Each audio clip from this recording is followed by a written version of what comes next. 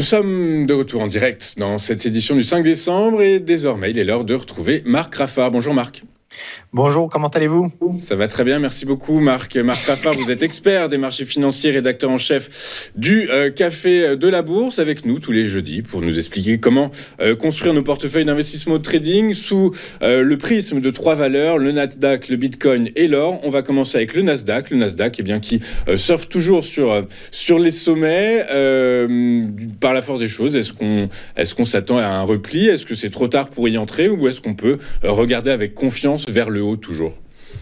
Alors c'est toujours un peu le même principe sur le Nasdaq. Là, ça va être la décision des taux de la Fed qui va être primordiale. La dernière décision du mois de novembre qui est très attendue. Est-ce qu'on va finalement avoir encore une baisse pour arriver sur des taux, on va dire, encore plus bas?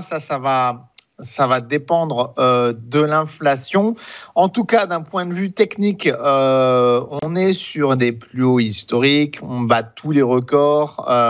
Faut quand même faire attention parce que potentiellement, en fin d'année, là, on est au mois de décembre, il peut y avoir des prises de bénéfices pour des raisons de performance. Vous savez, les fonds d'investissement, ils clôturent l'année et ils peuvent décider de prendre leurs bénéfices pour les inscrire au bilan de résultats.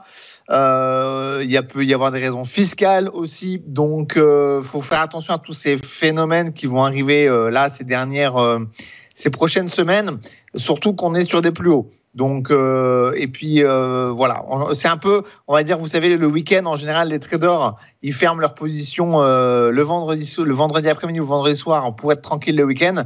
Là, disons que les 15 derniers jours de l'année 2024, ça va être comme faut l'anticiper comme un méga week-end, en fait. Donc, il peut y avoir des prises de bénéfices. Donc, on va surveiller quoi ? On va surveiller les niveaux de support, donc 21 100 points, 20 650 points, on va dire. C'est des zones, encore une fois.